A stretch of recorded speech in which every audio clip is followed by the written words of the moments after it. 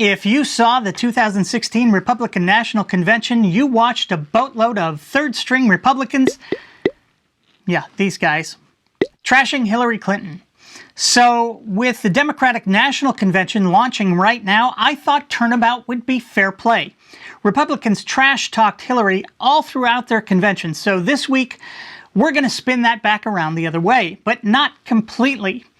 We don't need to do a complete 180 and have the Democrats trash-talk Trump, because while those third-string Republicans said some pretty harsh things about Hillary, top elected Republicans and pundits who've never starred in a soap opera or Joni Loves Chachi have said far worse of Donald Trump. Take a listen. So if you don't like the debate moderators, stand up and fight. You don't like the network, stand up and fight. Show up and fight. What's that tell you about what we can expect if things go sideways when you go into the Oval Office? What are you going to do? Just go upstairs to the residence and say, I'm not playing? Vladimir Putin isn't being nice to me. I'm not going to return his phone call. The press isn't being nice to me. I'm not going to hold any more press conferences. I mean, basically, this is like a 13-year-old argument. We are not going to turn over the conservative movement to a con artist. Donald Trump, I think, is the most unprepared person I've ever met to be commander-in-chief. He doesn't know the difference between truth and lies. He lies practically every word that comes out of his mouth. Is he out of his mind? Out of his mind? Does he know anything about anything? We cannot turn over the Reagan Revolution to someone who has spent a career of sticking it to working people and now claims to be their champion. Donald Trump is a serial philanderer. He's a race-baiting, xenophobic, religious bigot. The man is utterly amoral. Donald Trump has been perhaps the most vulgar, no, I don't think perhaps, the most vulgar person to ever aspire to the presidency in terms of how he's carried out his candidacy. What Mr. Trump is doing, and I don't think he has a clue about anything, he's just trying to get his numbers up and get the biggest reaction he can.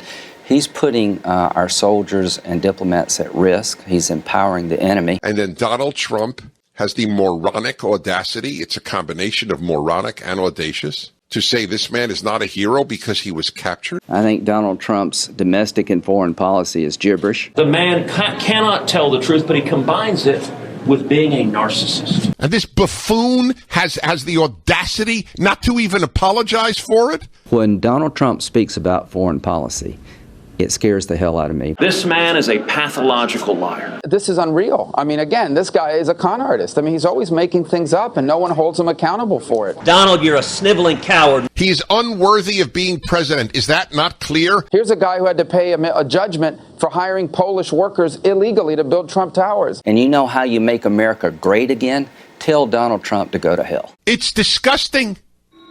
Is anything any more shameful in the United States of America? Do we have a sense of shame? Apparently not, and that's what the members of his own party think of him.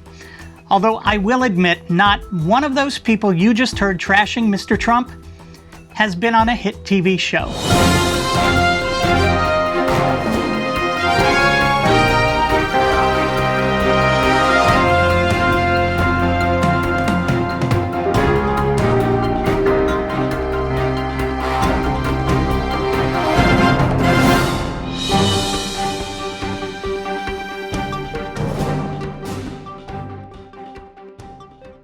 Claiming a person can't do their job because of their race is sort of like the textbook definition of a racist comment.